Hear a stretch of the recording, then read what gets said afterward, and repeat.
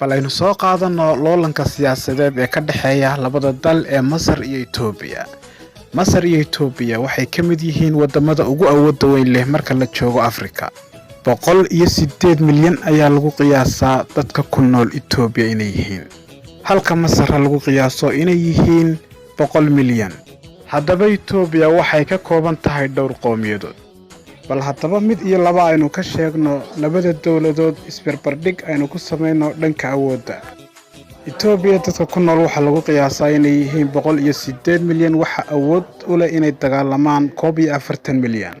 waxaana la sheegaa ciidamada cirka ee Itoobiya inay yihiin kuwa ugu awoodda badan geeska Afrika, waxaanay gantaalada difaaca cirka ka soo iibsadeen waqti aan fogeyn dalka Faransiiska.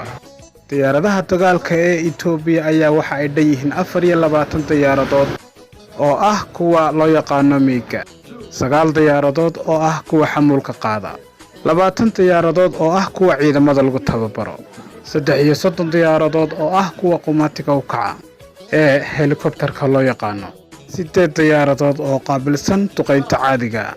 waa dawlad adag oo awood militari mid cir iyo mid dhulba leh, waana dawlad in fara badan soo jirtay, awood gaarana leh, welibana ka kooban dhowr qowmiyadood. haddaba haddii aynu eegno dhanka Masar, waxaa lagu qiyaasaa dadka Masaarida inay yihiin 100 milyan, waxaana hal mar dagaal geli kara dad lagu qiyaaso inay yihiin 43 milyan. ciidanka militariga dhulka ayaa lagu qiyaasaa inay yihiin 920,000 oo askari.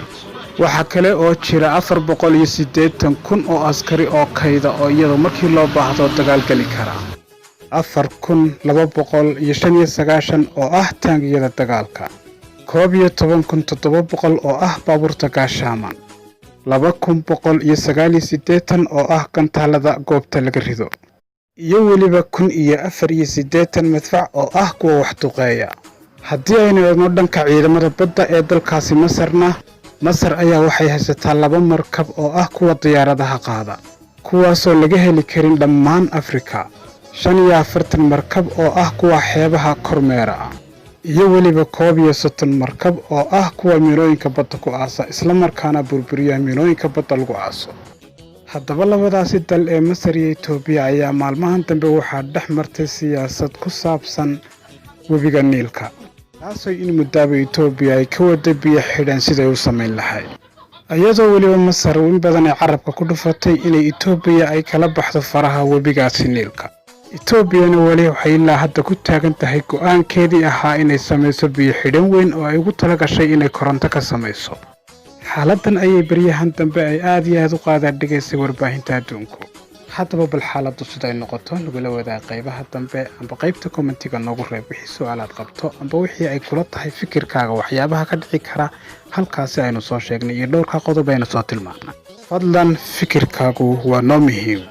assalaamu calaykum waraxmatullaahi wabarakaatu.